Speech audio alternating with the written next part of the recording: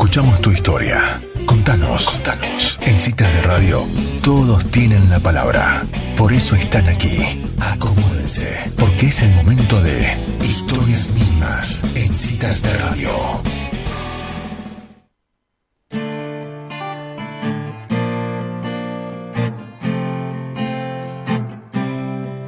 If you knew that you would die today, you saw the face of God and love, would you change?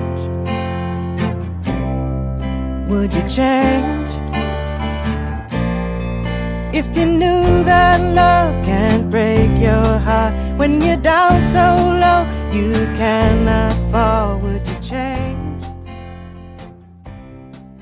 Would you change? Estar aquí en el estudio con el señor Carlos Méndez, un creativo en todo lo que confiere la electrónica y la mecánica, así como eligió definirse él. Buenas tardes, Carlos, gracias por venir. Buenas tardes. No, gracias a ustedes.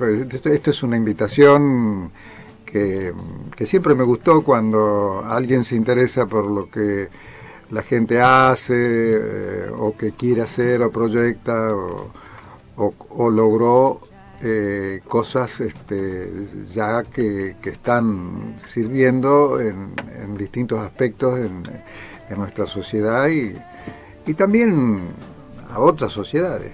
Cómo no. Anteriormente habíamos hablado con usted, Carlos, hace 2 años, cuando estaba todavía por inaugurarse el Auditorio de Arte que hoy funciona como Cine en Pehuajó, y hoy, a 2 años después, ¿cuál es el balance que usted hace de su trabajo?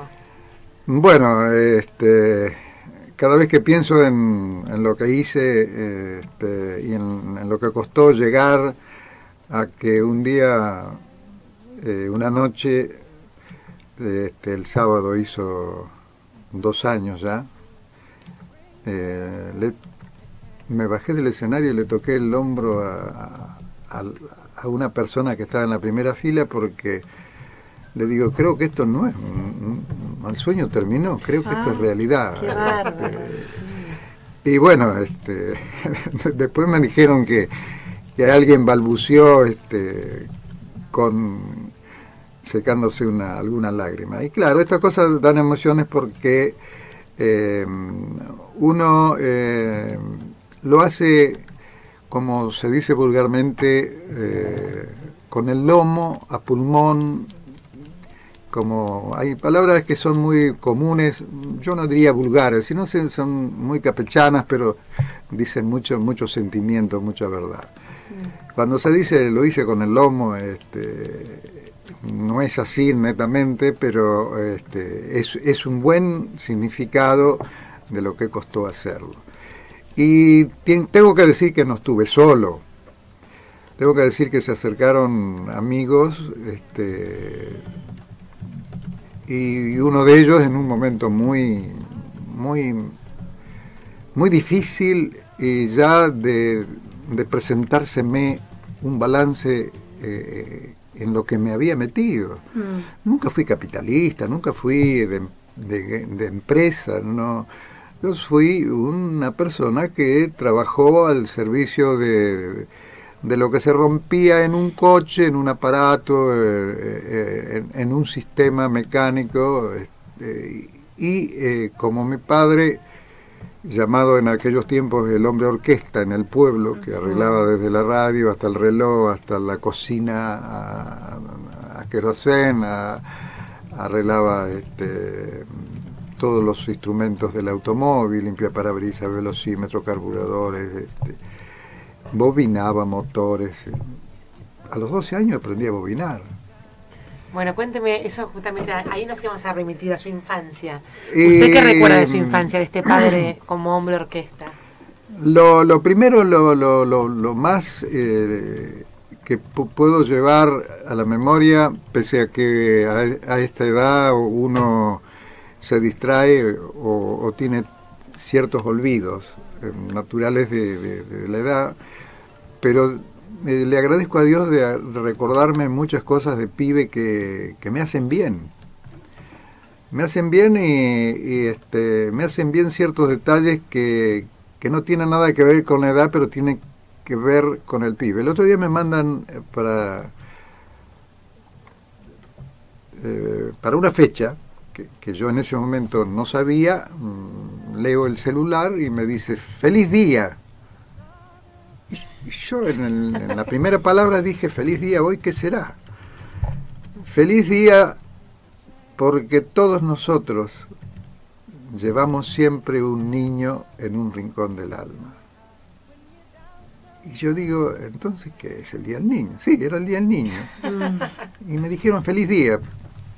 Porque yo recuerdo todo lo que hice, todo lo que quise hacer y todo lo que no pude hacer cuando era un chico un poco más que llamado niño. Pero sí me acuerdo cuando era niño.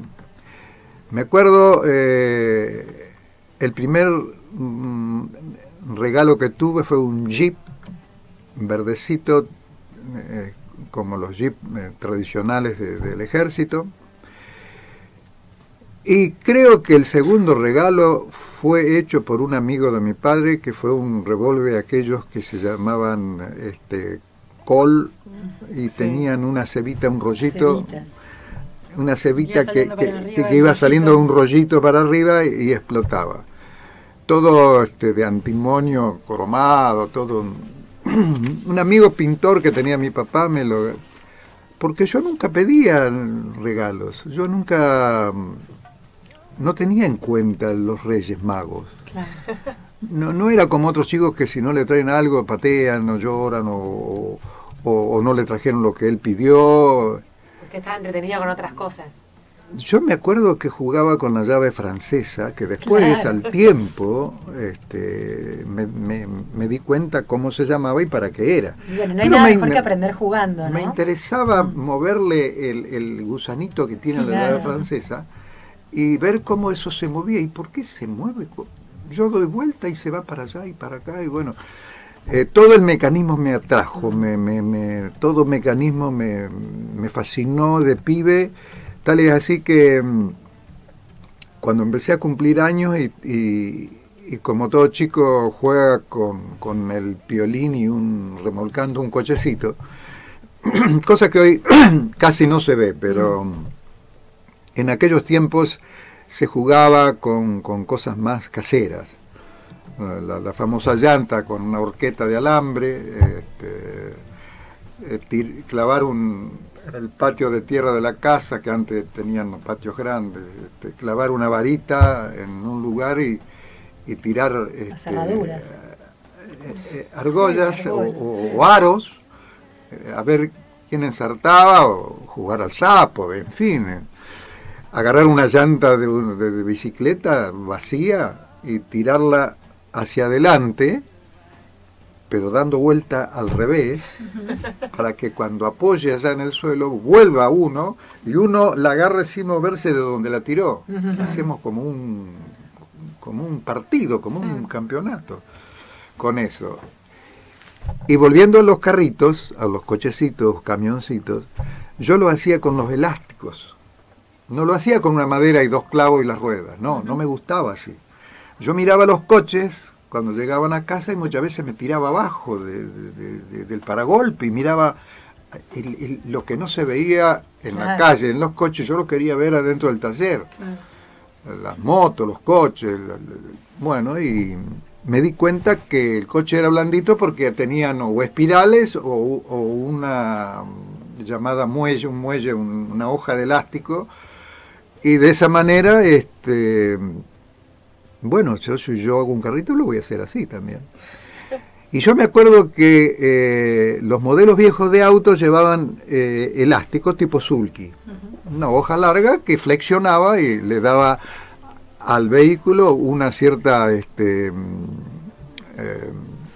una parsimonia más suave de la dureza que presenta un camino. Claro. Pero después salieron los que se llamaron suspensión independiente.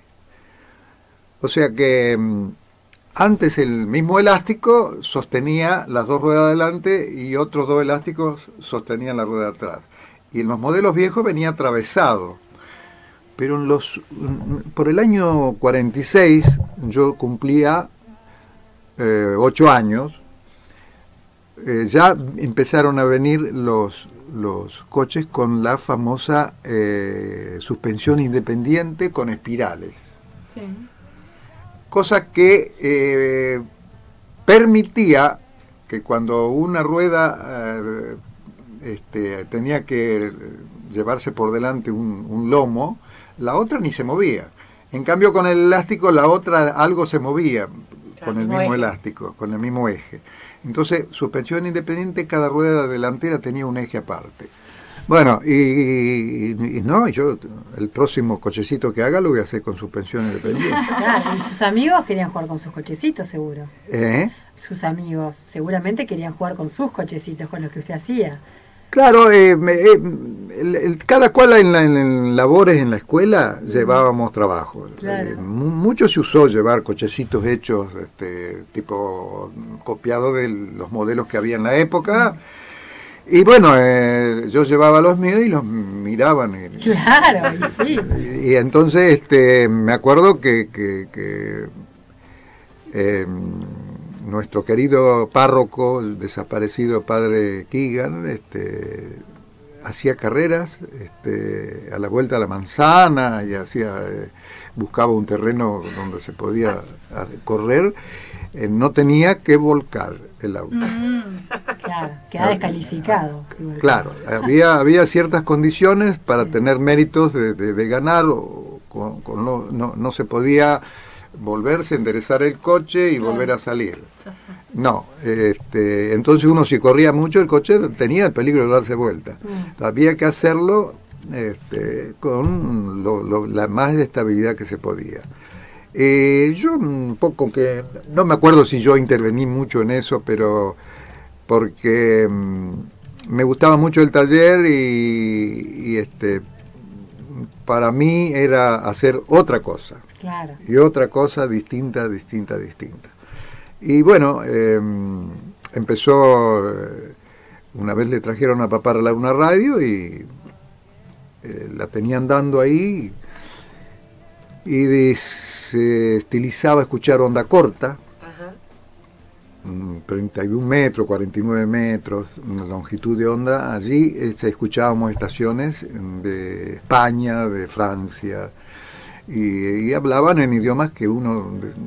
Y me fascinaba eso a mí, y me quedaba escuchando onda corta. Y un día, en onda corta, sin querer, doy en la banda de aficionados. Escuché un radioaficionado, pero está en onda corta y habla en castellano. Y está hablando con uno. No está hablando a la sociedad o al mundo. Habla con otro. Claro. Hablaba con otro, nada más. Porque después me di cuenta que el otro le contesta y yo esperé, cuando le pasa la palabra, yo esperé. ¿Cómo? ¿Cómo en la radio están hablando como si fuera un teléfono? Entonces averigüé por una persona que se dedicaba solamente a la radio.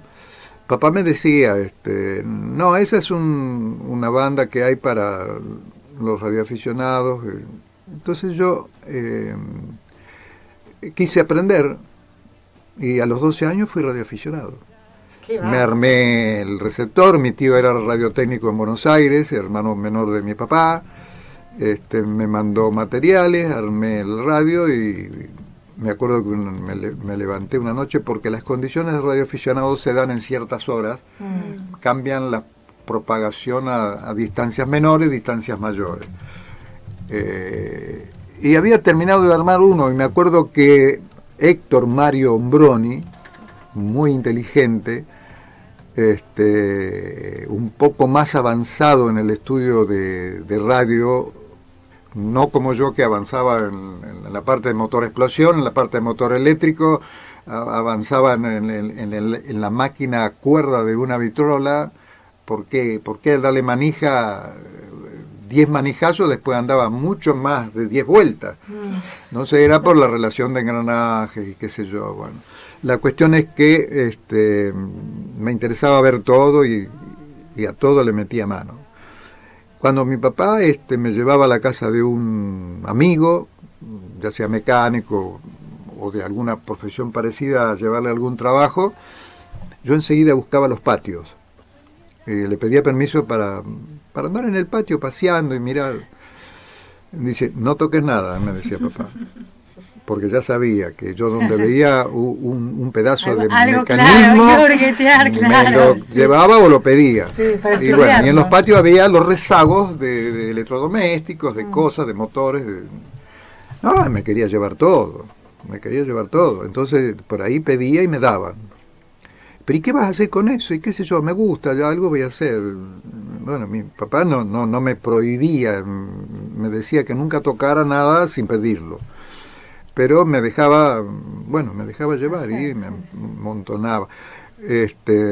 Bueno, después vino antes del radioaficionado vino el primer motorcito a vapor. Como la caldera no lo alcancé a hacer y la presión del vapor ejerce en un motor a vapor lo mismo que el aire comprimido.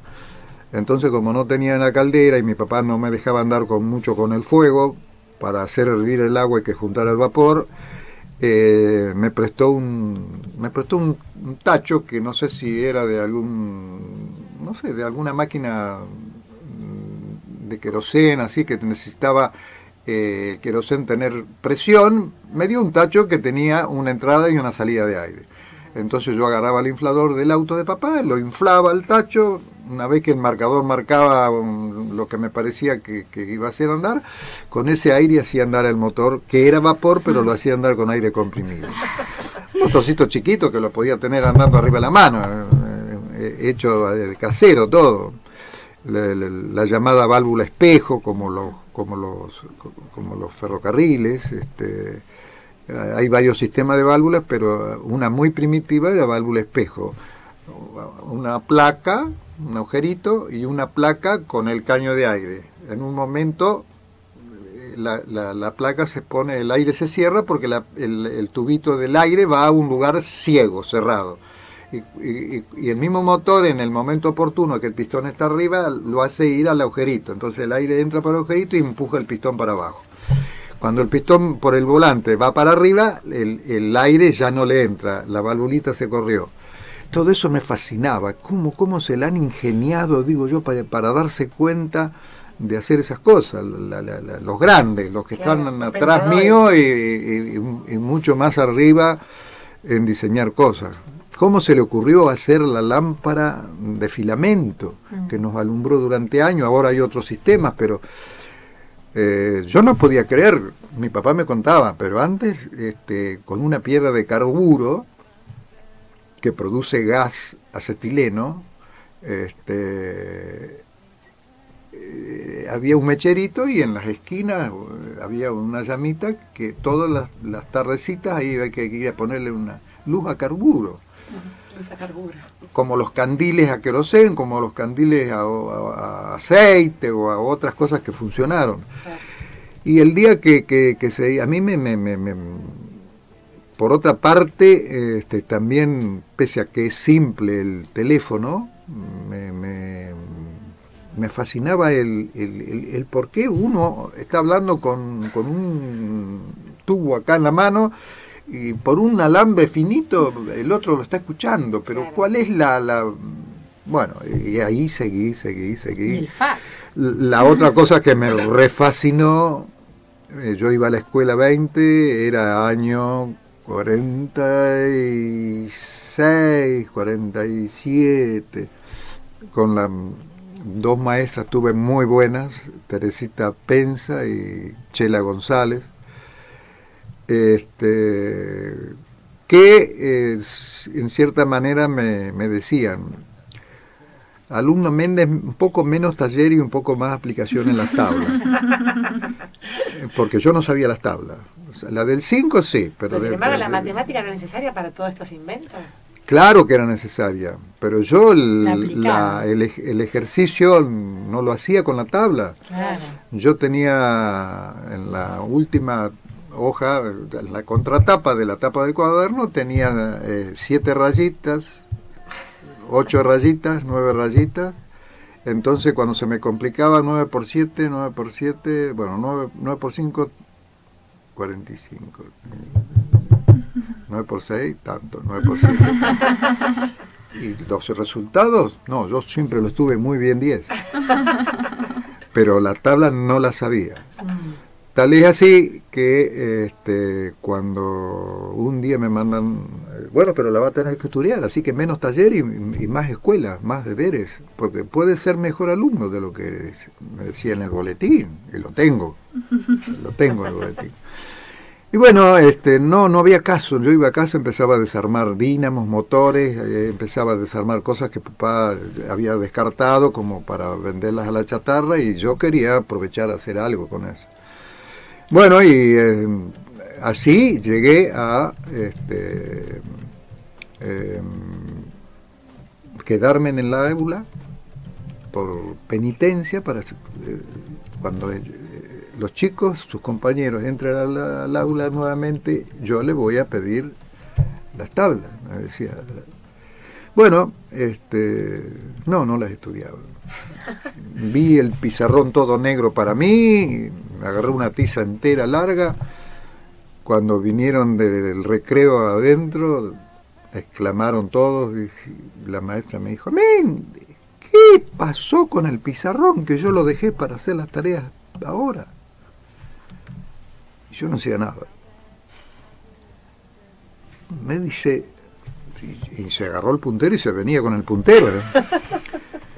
Y entonces yo medio que me atajé y dice, no, ya lo llenó, sírvase, explíquele a todos sus compañeros y a la directora que ya voy a buscar por qué y para qué y qué es eso. ¿Y qué había hecho en el pizarrón? ¿Y qué había hecho en el pizarrón? Ahora viene, No, yo no decía nada hasta que viniera la directora. Cuando entró la directora me dice, ¿usted le parece, lo dejo usted de las tablas? Mire lo que ha hecho. Que no sabemos todavía, porque no dijo nada. Claro. Ahí tiene el puntero en la mano, entonces ahora a todos sus compañeros, a mí, a la directora, le dice, ¿qué es eso? Porque si no le vamos a poner una amonestación, si tiene alguna relación, porque ahí yo veo cosas rarísimas, pero no sabemos nada, ni nadie, no creo que algunos de los chicos saben que, no sé, dice, no. Bueno, entonces yo dije, bueno, esto está frente, en la calle Sani, frente al parque, y es la usina de Peguajó que nos da la luz. Esto que está acá arriba son tanques de agua que toman el agua del parque, la filtran, la mandan a los motores, porque todo motor, que acá están, este es el motor y este es el dínamo, este produce la fuerza para moverlo y este produce la corriente que va a su casa, a la esquina, a la otra esquina, a la otra esquina. Y estos son dos motores que son, por cuando se pasa de temperatura a alguno, poner en marcha los otros, o cuando la corriente a la noche hay más consumo, ponen dos motores. Bueno, siga. Y esto que está acá es porque los motores se calientan porque son a petróleo o gasoil. Entonces, para que no se calienten de más, tienen cavernas dentro, cerca de los lugares donde está funcionando lo que se llama el pistón y la biela. Tienen cavernas que entran y rodean esas partes que se calientan con el agua. Después que pasan, el agua también sale caliente y vuelve al tanque. Pero vuelve al tanque de arriba porque al volver al tanque de arriba se rebalsa y en el aire caen todos los chorros de agua y van a otro tanque. Y ese también se rebalsa y caen a otro tanque. Y entre una rebalsada y la otra, al ir por el aire las gotas y los chorros, el agua se enfría y vuelve fría al motor. Y estos que están acá, que parecen relojes, pero no son relojes. Este es un voltímetro y esto es amperímetro, porque este marca la cantidad de corriente, de potencia que hay. Y el otro marca el consumo. Y de ahí saben si hay que poner más motores o hay que dar más corriente o menos corriente. Y una línea es para las calles, independiente a lo que está prendida de noche y de día está apagada, y la otra línea está continuamente prendida porque es para el consumo familiar. Quizás no empleaba tanta facilidad de palabras, pero sí les hice entender perfectamente que era la usina. ¿Usted puede creer que a la edad que tiene ese diseñador de directora sepa esas cosas y no sabe las tablas? Y son estos chicos cerebrales que se la ingenian, porque ¿y los resultados qué le pasa con él? No, las cuentas también, los resultados. Ahora no sé cómo hace, pero las hace bien. La memoria la tiene de otras cosas y no la tiene de las tablas. Él hasta la tabla del 5 la dice perfecta, pero después me dice que no se la haga decir más. Bueno, Méndez, y cuéntenos para terminar esta entrañable entrevista, ¿en qué vino motorizado aquí a la entrevista en la radio? Y tenemos que volver otra vez a los 8 años. Con tantas cosas que había en el taller, yo salgo a la vereda y mi padre estaba tomando fresco como se hacía antes. Después de cenar se quedaba un ratito. Estaba al lado nuestro, de nuestra casa, la famosa Mendocina, que era una vinería y despacho de almacén, de despensa, de Gerola y Garifo. Y yo vivía al lado. Y se estilizaba salir la familia, así, la gente de padre, madre. Y yo ya era hora para ir a dormir. Entonces me levanté de la cama y mi papá estaba afuera tomándose un vaso de cerveza y yo me fui al lado de él y me dice, ¿qué hace? ¿Estaba durmiendo?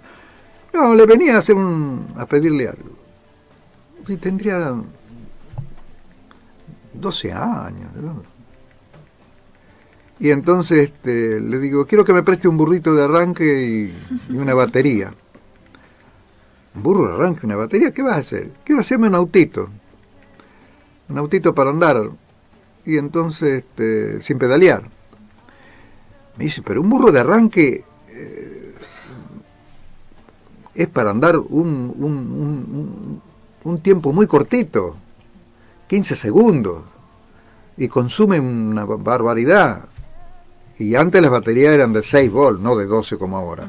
El coche donde no arrancaba en la segunda o tercera intento, ya la batería ya estaba flaqueando ya sin carga.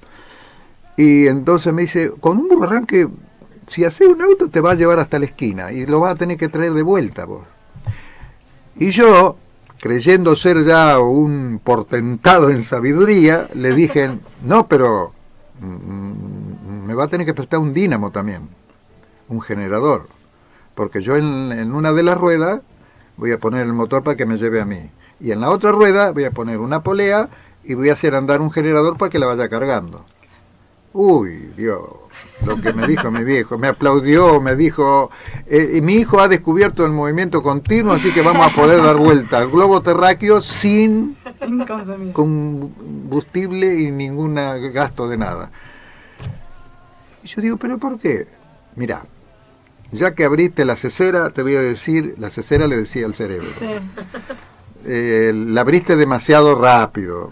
Yo te la voy a calmar y te voy a dejar que en eso quede lo más importante de todo. Una batería puede mover un motor. Ese motor puede mover otras cosas. Pero nunca, a través de ningún sistema, le va a poder devolver la carga que le está consumiendo. Y menos llevándote a vos arriba. Y entonces, lo del dínamo no va. Y el motor eléctrico que vos necesitas para hacer un autito es un motor eléctrico que tenga un consumo adecuado como para tener algo de tiempo que te dure. Así que, siguiéndole curso a las cosas que sabés y comiendo mucha galleta más, me decía, vas a aprender a la diferencia que hay entre un motor eléctrico para trabajo continuo y un motor eléctrico intermitente que tiene mucha fuerza pero gasta mucha corriente. Así que yo creo que el motor eléctrico es para un futuro que primero tenés que aprender otras cosas. No lo abandones, aprende mucho de todo y vas a poder hacerlo. Y bueno, con el tiempo fueron cambiando las cosas. Aparece los elementos, los diodos generadores de voltaje con la luz del sol o otro tipo de luz, y como células solares, que mientras hay sol tenemos una cierta energía que va reponiendo una batería. Después también tenemos motores que no fueron como los antiguos electromagnéticos, sino fueron magnéticos con imán permanente. Se consiguió comprimir imanes cerámicos de mucha calidad. También se consiguió hacer alternadores, y hoy se aprovecha de todo, hasta el movimiento de la trepidación de cada rueda en un automóvil. Se busca adosar una bobina y un imán como para que esa vibración se convierta en una cantidad de corriente que también le ayuda a la batería. Un auto tiene 4 ruedas, hay 4 generadores con un movimiento que es gratis. El frenado también es gratis. No es gratis cuando hay que cambiar la cinta de freno, pero si fuera en vez de frenar por fricción, se frenara moviendo un generador, ahí tendríamos un freno más suave y una respuesta también para... Así que un sueño cumplido de la infancia lo ha cumplido ahora. Sí, porque me empezaron a regalar muchas cosas, como saben que yo soy el junta todo. Después, claro, después con el tiempo las cosas van cambiando y hay muchas cosas que ahora tengo que ir al chatarrero y decirle adiós. Estas fueron las cosas de pibe, pero con algo me voy a quedar de recuerdo, pero en realidad no se usan más muchas cosas. Como colección, sí, tengo un tocadisco, tengo filmadoras de cinta de Super 8, de doble 8, proyectores de 8 milímetros, ya no se usan más, pero los mantengo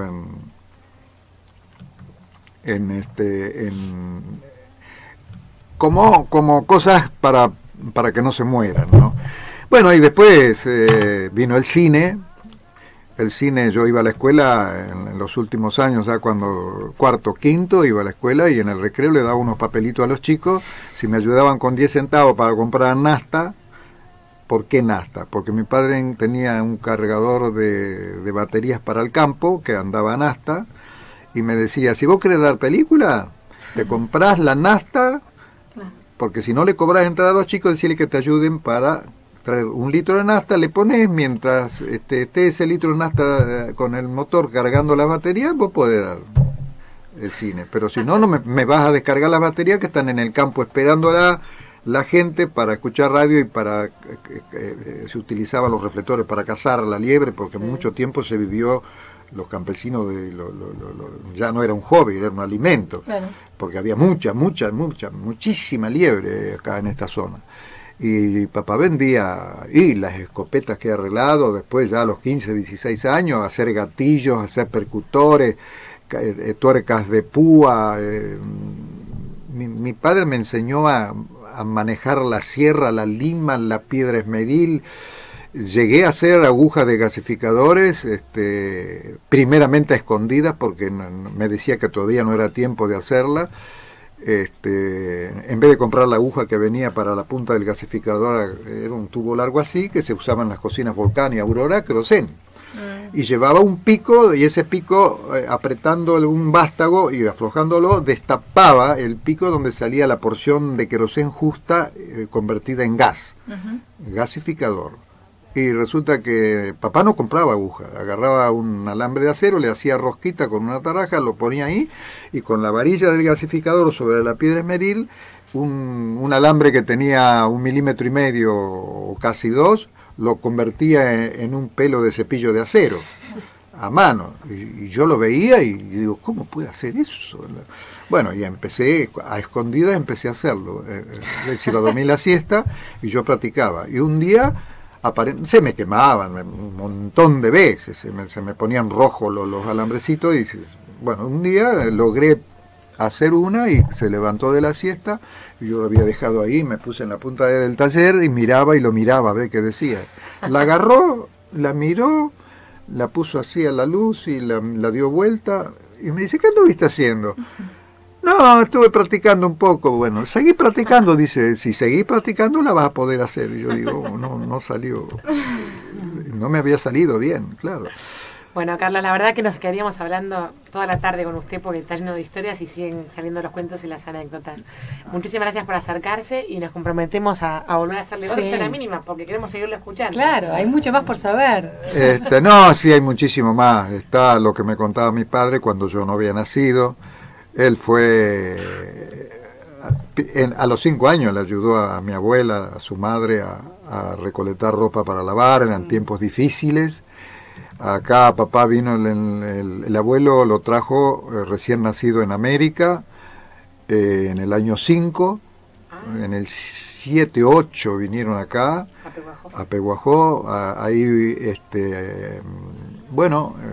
se crió y le ayudaba a la abuela, era el mayor de los varones, acá nacieron en Peguajó 2 varones más, 2 tíos que no los tengo, ni a mi padre ni a los tíos, pero quiero decir de que los genes ya venían, porque mi padre le ayudó a los 5 o 6 años a un peluquero a sacarle la pelusa con un cepillo y le daban una moneda.